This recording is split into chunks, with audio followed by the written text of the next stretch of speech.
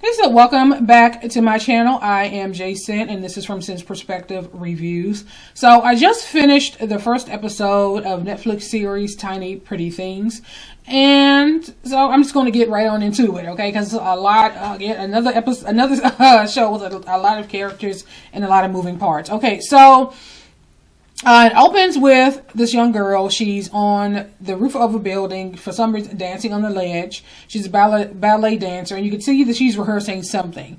So as she was coming out of one of her spins, you can see the silhouette of someone standing there watching her, holding a white rose. And so she clearly knew this person, but there was clearly something off. So you couldn't hear what the person was saying, but what, her conversation was that she was responding to something. So she kept saying, no, it's not what it looks, it's not what you think, the whole thing. And so next thing you know, tussle ensues, and she is knocked off the roof of the building. So the next day, Nevaeh, she's a young girl from Compton. She's in her dance class, and apparently she had applied to the Archer Ballet School and was denied. Her teacher is now coming in telling her that Chicago just called and they have an opening. And so Nevaeh is initially confused. She's like, okay, well, they didn't want me. And I guess the teacher's whole attitude was, well, I guess now they do. And so we need to go on and get your bags packed and get you on your way. So as Nevaeh arrived, there was a police officer outside cleaning up the police tape. And of course Nevaeh inquired, but the police officer basically, they really didn't give her much of an answer, but she could see that she was just arriving because she had her luggage with her. And she basically wished her good luck. So Nevaeh goes inside. Inside you see Monique. Monique is the person who runs the school. And she's speaking with one of the reporters, and the reporter's basically saying, she's telling the reporter that, they've increased security, and how, they've made these adjustments to this tragedy, so that this accident type of accident doesn't happen again. And there's a voiceover ever so often of a woman. And the voiceover was saying that a way to, basically get, change the subject is to offer up a distraction. So around this time, Nevaeh walks in, and Monique goes over, because of course the cameras are rolling, and she's selling Nevaeh as this poor girl from Compton who they gave a full scholarship to, and how, they're so happy that she's there. So Nevaeh, I guess, tick some boxes for them. She's female, check. She's a minority, check. And she's poor, check. And so look at us. Look how great we are. We're giving this poor, unfortunate soul this chance of a lifetime. So Nevaeh ended up saying, well, actually, I'm from Inglewood. And so Monique was like, well, we don't really care where our dancers are from. When we see talent and, we have the ability to nurture that, then that's what we do, trying to brush it off. Initially, when the cameras start rolling, she sends Nevaeh over with Selena. Selena is now to take her to Alan. Alan is the doctor. So Alan is examining her. And, he's saying that, her, she's healthy. She, I guess, is where they would need her to be as far as her flexibility and health-wise.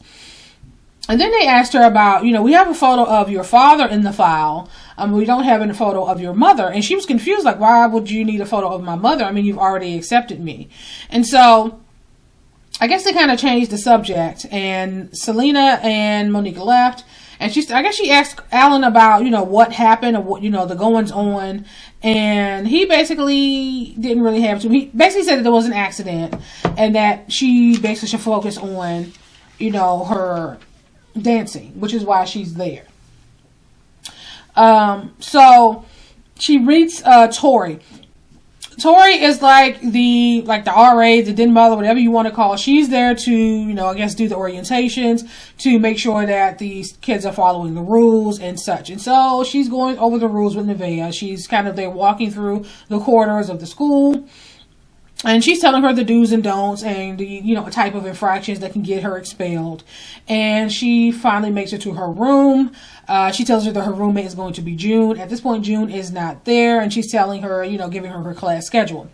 So where to leave. So she realized, Nevaeh realized that she has a class. She had a class at 1 o'clock. So she's actually running late, which is not her fault. It's her first day. She's, you know, getting acclimated to the school. So she makes it to the class.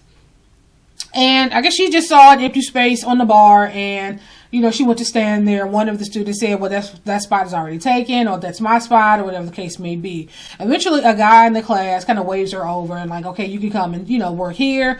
I mean, which, okay, can be catty, but at the same time, Nevaeh is coming in after the term has already started. And so at this point, people already have their routines. They already have their spots. And, you know, their way of doing things. So, okay, so, you know, you had one of the students, the guys, extend her an olive branch. And so, you know, they're going through the routine. He's calling out, like, certain movements that he wants them to do. And, you know, he's offering, this is Toffee, who is the instructor, and he's offering, corrections, telling, you know, how they need to, you know, you need to lift here, not so high there, your arm should be here, that, you know, that whole thing. And then he, of course, singles Nevaeh out because she's not properly dressed. She has the proper leotard and all that on, but she had shorts over her leotard. I don't know if it's this, she didn't want to take it off, or, you know, the class had already started, so she didn't want to waste more time, you know, taking more articles of clothes off. But he told her that she needed to remove her shorts. And I guess, you know, it has to do with, you know, seeing their form and technique and how their bodies move and making sure that their body's in the correct position. And so, you know, he now singles her out, and he's calling out, you know, the moves that he needs to do. And it seems like he was finding an issue with everything that she did. And then he made it a point to focus on Bet, telling Bet, you know, basically to show her what I'm talking about. And so people look over at Bet, and you see that Bet is going to be that girl. She's going to be the person that, the next star, I guess. You know, she's, you know, the person that everybody has their eye on. And, of course, people are kind of looking at her, and of course, Nevaeh is now feeling singled out, and she's feeling some kind of way. So we find out, you know, they go to the, I guess, the room where they have the shoes and all of that, because she needs proper shoes. And we find out that the guy who extended her the olive branch, his name is Shane. And Shane seems really cool and kind of down to earth, and he's not really all that, you know, he's not pretentious at all. Shane is just Shane. He's just who he is. And I guess, you know, you kind of get the feeling that what you see is what you get. And so he's trying to help her decide on the, you know, the shoes that she need. And so they're talking, and they started talking about Delia Whitlock and how these were her shoes. I guess these are shoes that were meant for her, but didn't pass muster with her. And so now the shoes just have them. Now the school just has them in there for, you know, any student who needs replacement shoes. And so while they're talking, Bet and June walks in. I remember June is Neveah's roommate. And so I'm assuming this is her first time meeting June. And so Bet is asking her about, look, you know, basically just checking her out and asking to see the arches of her feet and all this kind of craziness. And Shane was like, oh, so are you jealous? Like, do you see her as competition or something? Shane was saying. He was being catty. And she was like, well, no, I think that we could be friends. Something to that effect. And so Bet and June ends up leaving. And so Neveah goes on about, you know, how she admires Delia Whitlock. And he was like, do you want to see her? And so now, so then we flash to the gym. So Oren and Caleb are there. There are two more students who are dancers at the school. Oren is hitting it pretty hard on the bench press. Caleb was telling him that he needs to slow down, that he needs to pace himself, that he's not going to do anybody any good if he gets injured. And then they see Neveah. Neveah is being questioned by the cops. And apparently it's happened several times, because they're saying, I can't believe he's been questioned again. So his conversation with the police ends, and then he goes into start his training. And so Oren walks over and basically saying, you know, it kind of sucks that you came all this way only to have your girlfriend fall off a building. And he was just being a jerk. And so Oren is like, well, you know, I've been watching you, and you don't really have an American technique, and Nevaeh was like, no, I don't. And I've been watching you too. And basically saying that his technique was banal and I guess simple or something to that effect. And basically his attitude was like, no, I don't have American technique. My technique is superior. Basically, I'm a better dancer than you. And so they go back and forth a little bit. And Oren ends up pushing Nevaeh. Caleb was there to diffuse the situation, to break the fight up before it can even start, which was good because, I mean, that's stupid. You're both there to dance. The last thing anybody needs is to be injured. Especially, it seemed like they have, this upcoming events or whatever. That's just, they're probably just a few months into the term. So you have a long way to go. So I'm glad that Caleb was there to break up the fight. So you see Neveah and Shane, they're in one of the boxes in the auditorium, the theater. And Delia Whitlaw is on stage and she's dancing. And Roman, he's in the audience and he's calling out instructions, like telling her where she needs to make corrections and, basically he's correcting all of them, but he was really focused on Delia. And of course, Nevaeh is, mesmerized because she idolizes Delia. And so Roman, the rehearsal ends and Roman goes up on stage and he starts talking to and kind of touching Delia in ways that you wouldn't expect an instructor to do such, except if they were having a romantic relationship. And so they started kissing, and you can see, you can hear Shane saying, well, rip your shirt off. But obviously, he didn't say it loud enough for them to hear, but, just so that Nevaeh heard him. And, you can see things were progressing. And Nevaeh was like, you know what, let's just go. But, Shane, he wanted to stay and watch, what was going to happen next. But, of course, he left with Nevaeh. So Nevaeh's back in her room, and she found between the dresser and her bed like this photo that was ripped in half. And I don't know if that was Cassie in the half of the photo. In that photo, I'm not sure who that was, but I guess she could hear the other girls. They were making comments and kind of snickering about something. So she went out into the common room, and they were all watching this video of her online, and they made some comment. And Bet made some comment, and Nevaeh was like, oh, and I thought, just after you told me that you thought we could be friends. And Bet basically says, the only reason I said that is because, I know I'm better than you. I don't see you as competition. So, there's really no reason for me to be, kind of a bitchy and catty to you. Like, what would be the point? Right. And so, Nevaeh was like, I know that you think of yourself as, basically, the HBIC and how you think that you're going to be the next person, but I'm here. They invited me. I got in as well, and basically I'm coming for you. So before the conversation could continue, you see Selena walk up behind her and say that Monique wanted to see her in her office. And so we go to Monique's office, and Isabel, who's the officer who was cleaning up the police tape when Nevaeh arrived, she's in there talking to Monique, and she's, still investigating, what happened with the dancer that fell off the roof. And basically Monique she wants the investigation to end. They want it to be classified as an accident. She's tired of the negative publicity for the school, and she, just doesn't want to answer any more questions. So around this time, Neveah and Selena walks in, and she remembered Neveah when she arrived. She basically asked her how things were going, and she kept walking. She kind of breezed past and walked out. Monique wanted to see her because they're having a donor party later that evening, and they need Selena.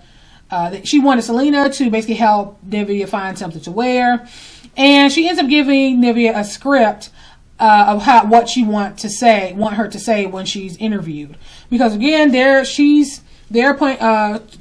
trying to paint the school as this beacon of hope for the poor and the poor and unfortunate folks who have the talent for dancing or passion for dancing. And so she wants to make sure that Neveah, I guess, falls in line with that in her actions and her speech. So of course Neveah is not happy with this, but she took the paper nonetheless. So Shane arrives to his room, and you find out that Shane is actually Oren's roommate. they have some kind of signal where things are going on in the room that they don't come in. I guess they have something that's hanging on the door. And so he arrived and he realized that, okay, Oren is engaged inside. And so he's annoyed. So he's sitting outside the room. Tori comes down the hall, and of course, he knows that there could be a situation. So I guess they have this kind of knock to signal that someone is coming. He knocks on the door, and obviously Oren is in there with Bet. And they realize, okay, that someone's coming. They need to get up in their little session and get dressed. And so Shane stalls Tori just enough, even though she knew that Bet was in there. And I guess they have this rule that if someone of the opposite sex is in the room, that the door is supposed to stay open. And so she ends up opening the door. And of course, at this point, they're dressed and they're just sitting on the bed and they're pretending like they were engaged in some type of conversation. And eventually, Tori and Bet ends up leaving. And Shane looks at Oren and basically says, "I'm not doing this for you anymore." And Oren says in this, voice that, "Oh, well, I guess I owe you one," and like this kind of annoying little, sarcastic, whatever. So it's the party, and Oren and Bet arrives together. Neveah arrives, obviously by herself, and Roman and Delia arrive. And so, they're walking through, the party, photographers, taking pictures of people, trying to group them together and such. And so, she kind of leans over, I guess, to kiss Roman, and he receives this text, and this text is basically, you can tell it's another person that he has some kind of romantic relationship with. And so he's now into this text, and he walks off and just kind of leaves her hanging, like, oh, so she's standing there, and I forget who was standing behind her. She ends up turning around and taking a photograph with that person, but you can kind of see in her facial expression, like, what was that about? Monique now gives this speech about how, they're trying to move past, the accident, and how they're looking towards the future, and how Roman's going to be creating this new show for them. And you can tell by his facial expression that was news to him. So she's now thrown him out there as creating this show that he has no knowledge of. So he was not happy at all. Neveah is at the table. She's making her a little plate. Alan walks over and he asks her how her first day was, and she tells him that she felt like she was just thrown into the deep end. That, it was a lot to take in at one time, especially when your instructor is a sadistic jackass. And she looks over at Toffee, and then she finds out, she put her foot in her mouth a little bit. She finds out Alan was like, "Oh, Toffee is my husband." And so she's like, "Okay, so you know what? It was nice talking to you, but I'm going to go ahead on and mingle, and I guess I'll see you when I see you." And so she kind of skedaddled. She realized, oh, okay. Yeah, like if he's hard on me now, I guess after his husband tell him I called him a jackass, he's going to be unbearable, right? So Monique and Roman is now off talking, and he's basically voicing his anger to her, like, how could she, do this to him, and how I guess they had an agreement for him he was there for something else, and after he was finished taking care of this other project, that he would go back to Paris. And she's telling him that, if this is a success, then, you'll be able to, you'll basically have more creative control, and you'll have more to work with. Basically, it'll be to your benefit to stay and do the show. And he basically tells her that I'm no longer your boy toy. So we're gonna find out that they had some little situation at some point. I don't know, but Delia is standing there the whole time, and as he walked off, and she walked off behind him. Bet and Oren are walking, kind of talking, walking through the party, and her mother Katrina stops her, and she makes him comment about some cheese being on her plate. We know, cheese is not necessarily healthy, and there's a lot of fat and all that. And Bet was like, I worked hard today, so I guess she felt like, the calories or whatever fat that was in that cheese is going to be negligible based on, the amount of work that she did that day. And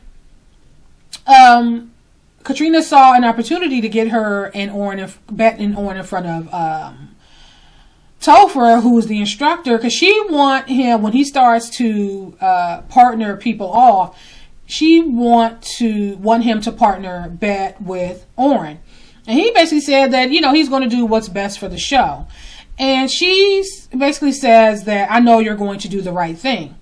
And he says, I always do. And so eventually him, Topher and Alan walk off. You can tell they don't really care too much for her. June is at dinner. She's not at the party. She's at dinner with her mother. They're at a restaurant.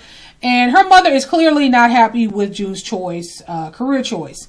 And June basically says, I know that you wanted me to be a doctor or a lawyer or a senator, but, you know, she enjoys dancing. And her mom just feels like she's wasting her, you know, her time, and she, you know, wasting her money, in this endeavor. And I guess, you know, she hasn't really seen much, for her coins. And basically, Ruth says that, you know, I feel like I'm going to be able to shine brighter now that Cassie's no longer around. And I'm like, okay, did she have some animosity towards Cassie? Like, what happened with her and Cassie? I'm assuming as the season progressed, you know, that'll be revealed. But I guess she felt like the whole time Cassie was there, that she was in her spotlight. And of course, I don't know if I said this earlier, that Cassie is the young girl that fell off the roof. And so I guess she felt like she was in her spotlight, that she could never shine. Now this is her opportunity. And basically her mother said that if you don't stay on track, and if you are not cast in the lead, that you coming up out to school and you going to do something else with your life. I'm going to be doing something else with my money, but it won't be paying for dance school. So that's basically how that conversation ended. And you can see Ruth was not happy. I mean, yeah, her mother was a bitch, but I guess she figured, you know what, this is a lot of money I'm spending, and I'm not, you know, no, I'm not going to continue to do this. So Neveah is now sitting down with the reporter. This is the same reporter that Monique was talking to when she was talking about the increased security and such. And she was asking Neveah, like, how did she feel like she prepared for being there? And, you know, Neveah started talking about how she got into gymnastics early, and she felt like that helped her. And the reporter was like, oh, well, you know, I saw some videos of you online dancing. And Neveah was like, you know, yeah, you know, I was just playing around, and, you know, I thought things were tough then, but coming here, I see things are a lot tougher. And Monique was standing there, like, watching, like, every word she says. And then Monique says, you know, but, you know, her being at ABH, trying to get her back on track or back on script.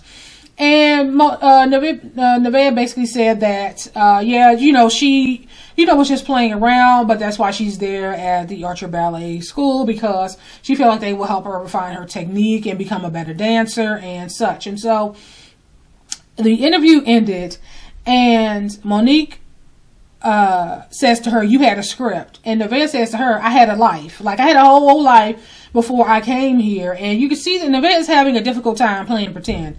Neveah is who she is. Like, I come from humble beginnings, I'm just a girl who loves to dance. And they are basically more focused on the business of it, and Neveah she's not happy with that. Because it's just sucking the fun out of something that she has found great joy in. And, you know, that's what it is. So outside, Bet, Katrina, Roman, and Delia, they're outside, and they're trying to get Roman to come to class to see Bet dance. And I guess, you know, when they cast, and she'll be they're trying to get her in front of the people who make the decisions, or at least Katrina is. And Roman was like, I never come to the classes to see the students dance. And, you know, they're talking to him, and then, of course, his phone is still pinging. He's into these texts. And you can tell, you know, I guess he just walked off. Like, oh, and I guess they figured, like, okay, well, I guess that was the end of that conversation. He just went on and walked away. Like, whatever. So Katrina and Bet ends up walking away. Neveah saw her chance to go and talk to Delia, this woman who she idolized, and, you know, she shook her hand, introduced herself, and, you know, they talked a little bit, and she told her, I guess, about this move that she was struggling with, and Delia was giving her some pointers, and basically reassuring her that, you know, I'm sure that you're great, and you're going to do great, and, you know, just work on, do A, B, and C, or whatever the case may be. Bet walks over and interrupts the conversation, and basically tells Neveah that, asking her, like, why she's here, like she doesn't belong in their world. Delia is basically telling her to stop, you know, like, to shut up. Like, why are you talking to her like that? Bet ends up calling Nevaeh stupid, and how you don't realize you're being used, and the only reason you're here is because Cassie was dumb enough to fall off a building, and this whole thing, and you're just too stupid to realize how the school is using you. And Delia basically was telling her, don't listen to her, like, if you're here, then you belong to be here. And Nevaeh walks off. And actually, before she walks off, she was like, then you would be somewhere other than basically sucking up to my sister. And this is when you find out that Delia and Bet are sisters. And that's when Delia and Bet are sisters. So Neveah walks off, and you can see that she's upset. And Delia is not happy with Bet's behavior. So Neveah is now off to herself. She's calling her, I don't know if Tyler is just her friend or her boyfriend. And Tyler's basically telling her, girl, I'm not sending you no money. You are not leaving. You have the chance of a lifetime. You love to dance. It's something you've always wanted. And you're not going to squander this opportunity because some people there are not being nice to you. Like, I'm not going to let you do that. And so she's crying, and she is really upset. Like, I don't belong here. And, you know, she's having a difficult time. So Nabil arrives. And she gets off the phone with Tyler, and Nabil is basically telling her that, you know, you're a great dancer, and that he's encouraging her to stay. So while they're talking, who comes jumping over the wall is Shane. Shane wasn't invited to the party, so he just thought he was going to crash. So now he jumped off came over the wall into the pool area. And he's telling her that, you know, you not fitting in with them is not a bad thing. Like, he's reassuring her that you're a good person. Basically, you not fitting in is to your benefit. People here suck. Okay. And he left to let the other people in. So I guess the other kids who weren't invited to the party decided they was going to crash you. So he went, I guess, to open the gate to let them into the pool. So as June was leaving dinner from having dinner with her mother, Isabel was turning the corner. You can see she had this bottle of something in her hand. And she recognized June, and and of course June knows she's an officer, and June really wasn't trying to talk to her. And Isabel is saying that if it was an accident, if she jumped, basically, how did she land on her back? Like, people who fall off a building usually jump. They don't, like, fall back. And then June is like, so you don't think that it was an accident? And so Isabel was like, I was on the roof and I took these photos, and it was photos of scuff marks, which is indicating to her that there was some kind of tussle. And Cassie was pushed off the building. And she basically gave her card to June and said that if there's something you want to tell me, then just give me a call. June tells her that there are rules that the school has, and she's not going to be the one to break them. And she walked off. So back at the pool, all them kids, they're having them a good old time. Half of them there at various stages of dress, just, you know, being carefree and young like kids do. Neveah and Bet are standing on the outside of the pool, and they're like staring each other down. Eventually, Neveah takes her dress off, and she jumps into the pool, and Bet watches her as she walks into the pool. I don't know what to make of that stare, because she couldn't keep her eyes off of Neveah. So I don't know if that was a stare of I guess admired the fact that she was she was able to be so carefree. If that was there was some attraction there, I don't be knowing. But she did watch Neveah for a while in the pool, and Neveah was just, having a good time, laughing, splashing, doing what she do. Bet didn't get in the pool, and she eventually walked away. So, I mean, okay. Everybody else was having a good time. They wasn't concerned about her. Later that night, there was some rolling and rumbling and tussling. Their things was going bumping the night. Okay, in Shane's room. And I'm like, oh, you can clearly see that was Shane. Because Shane has his platinum blonde hair. And I'm like, oh, Shane, where? What's going on here? And then you realize that Shane and Oren has an intimate relationship.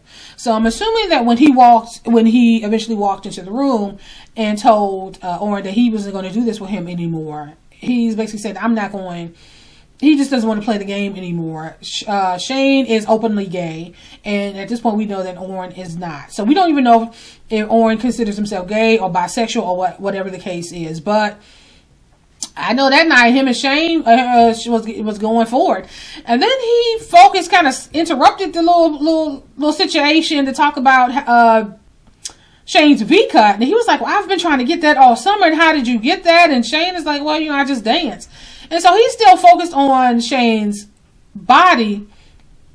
And Shane just went on and flipped him over and was like, "I ain't coming here to talk about my body. I'm here to do what we came to do, so let's get it done."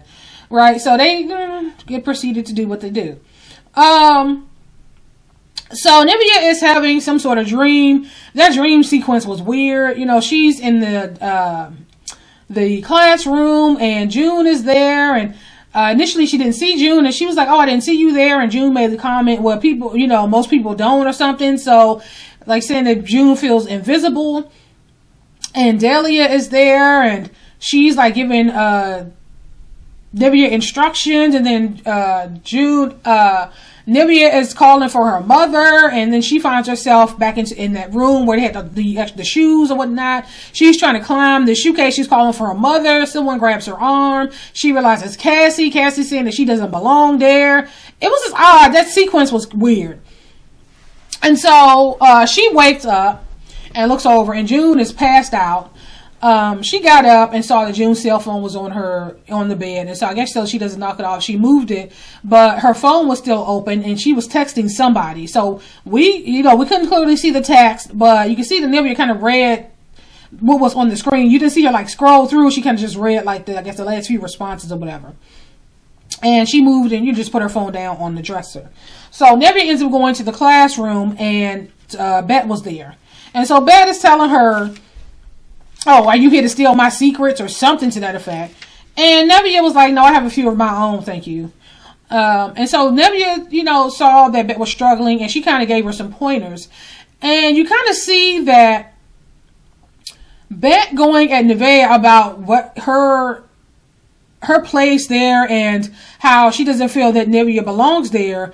It's kind of projecting, because you can kind of tell from the conversation that Bet doesn't feel that her position is secure either, or she doesn't feel like she got the position by her own merit. Delia, her sister, is a principal dancer, and her parents are rich, and they are big donors. So she doesn't know if she's there based on her sister's talent. She doesn't know if she's there based on the fact that her parents have money, and they donate a lot to the school. So she really is not secure in her position there either, which you would think would make her and Neveah allies, but no, honey, why would we do that, honey, when I could just be an itch to you? So they talked a little bit, and you see that the sun came up, and you see people are going, through their morning routine. So June is getting ready, and you can see that she is frustrated. She's trying to get her hair in this ponytail. It wasn't working, so you can see she was frustrated. Shane is out walking, and he saw this, two men, this couple, and you could kind of see that he was hoping that, he could have that someday. I don't know if it's necessarily with Oren, but it would be nice for him to have somebody who's also out and proud, and they could just live their lives. Caleb was making his way to the roof, but Nabil was already up there doing his morning prayers. Neveah she goes out on the fire escape for some reason, and there's this bucket there that has this hoodie in it, and she's kind of looking at this hoodie and kind of confused, like, why is this out here? And Bet, she's in the classroom, and she's kind of bandaging her feet from the bruises from the shoes and practicing. So now they're in the class, and Topher is there, and he's giving so now it's time for class. Neveah walks in, and this time she just walks in and she puts her bag down and she chooses where she wants to be. And at this point, nobody's really saying anything to her. She's like, you know what? I'm not here for it. I'm going to stand where I want to stand. So, Topher eventually, the class begins. Topher is giving them instructions, and he eventually decides on the pairings. And so, of course, I'm not going to name every single person, just the main people. So, Bat, instead of being partnered with Oren, she was partnered with Shane. Nevaeh was partnered with Oren. June was partnered with Nabil. June was happy with her pairing. I don't think that Nevaeh cared one way or the other. But Bat certainly didn't want to be with Shane. She wanted to be paired with Oren. And she ended up saying something to Topher about it, and he basically was like, no, that's Shane's gonna be your partner. And so Monique walks in with Ramon, who said that he doesn't come to class, but she was able to get him there, right? And so this is Bet's time to shine, right? To show why she should be at the forefront when I guess they decide to do the casting for the leads, whatever show they have going on. I think it's Beauty and the Beast or Sleeping Beauty, one of them. So they start going through the routine, and for some reason, Bet is having a difficult time adjusting. She was usually on point. Topher's having to give her a lot more instruction than he normally would. And so eventually Shane ends up telling her, like, what is going on with you? You got this. He's trying to encourage her, like, you know these moves, like, let's get it together. And so there was this part in the the dance where the women, they run and jump and the male partner lifts them in the air. And so Shane had her lifted in the air. I don't know if it was like I don't know what happened, but I know he ends up dropping her, or she falls and she smacked the ground.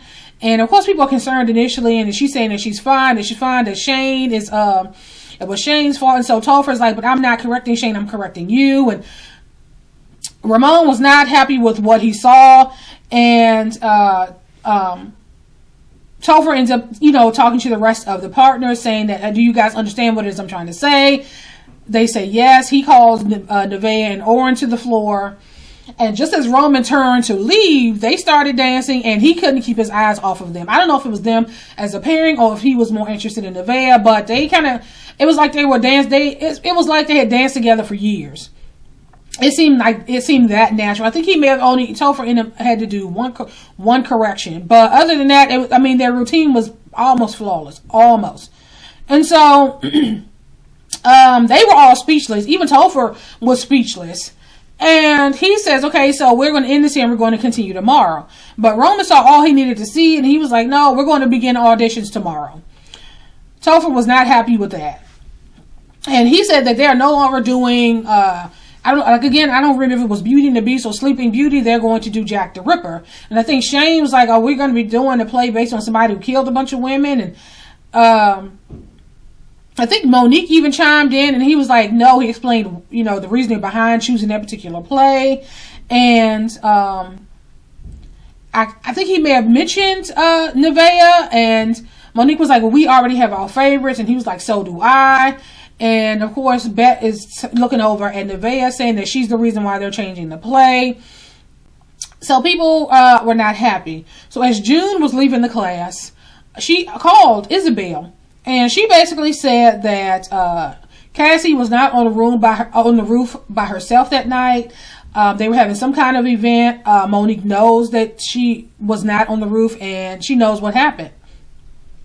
And Isabel was asked her something, and June was basically like, you know what, I don't know how much longer I'm going to be here, because remember the conversation she had with her mom, like, if you don't stay on track, and if you're not at the lead, if it's not, just look like it's not going to be worth our while, then you're leaving about that school.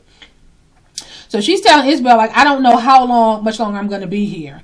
And so they get off the phone, and you see that Isabel is at the cemetery. She has flowers, and she's going to put flowers on the grave. The grave is of a woman named Zoe, and there was a flash. I don't know if Zoe was stabbed or if Zoe was shot, but you can see Isabel administering CPR, and of course, obviously, Zoe passed away, and Isabel is quite upset about it. I'm assuming there's more to that story, which will be unveiled as the season progresses. But yeah, Bet and Oren are now, it's after class, and they're kind of sitting, I guess he gone to get them something to eat, and you see Bet staring at this photo that was ripped, which I'm assuming is the other half of the photo that Nevaeh found, and in the half of the photo that Bet had, it was Roman, I believe, in the photo. So like, he was in the photo. Okay, like, well, what was going on with that situation? But eventually Oren walks up, and they started talking, and Cassie is like, it was Nevaeh's fault because when we rehearsed too long and she was, giving me bad instructions. It was Shane's fault. And he basically said that it's Shane's fault, it's Nevaeh's fault, it's so-and-so's fault, it's everybody's fault but yours. And she kind of stopped for a minute and thought about that. Like, girl, take some responsibility. Okay? So, you have the voiceover again of the woman. And you find out that the person doing the voiceover is Cassie. And she's as Shane and Nevaeh, they're at a museum. They're looking at the artwork, and they come across this famous statue of this the black I don't know if it was marble or kind of stone it was made of, but it's a beautiful statue of a black ballerina. And looking at that, you can see like Nevaeh's face light up. And you can see Shane, he's happy that Nevaeh is happy. I like Shane. I do. I really like, right now, I like Shane. We don't know how his behavior going to change as the season progresses. But at this point, yeah. And then you flash to June. June is by Cassie's bedside. And Cassie's on life support. So at this point, she's not dead. She's on life support. And June is there in tears, bawling her eyes out, talking about, I'm sorry, I'm so sorry, I'm sorry, I'm so sorry. And it's like, okay, well, what exactly are you sorry about? Okay. So while that's going on, Nabil walks in, he has flowers, and he can see that June is visibly upset. And you flash to Nevaeh. Nevaeh's in her room, and she's putting photos up on the wall. I don't know what the first photo is, but I know the second photo was a photo of the black ballerina. And there was a photo of her and her mother. And that's basically how this first episode ends. Like I said, I'm not sure if I'm going to do a recap of the entire season. Let me know if you guys like these recaps and you want me to continue. I don't know, because sometimes when you do these reviews, it's hard to determine if this is just a show that you will much rather enjoy just watching, or a show that you also want to review. So I'm going back and forth. So I'm going to leave this here, and I will talk to you guys later.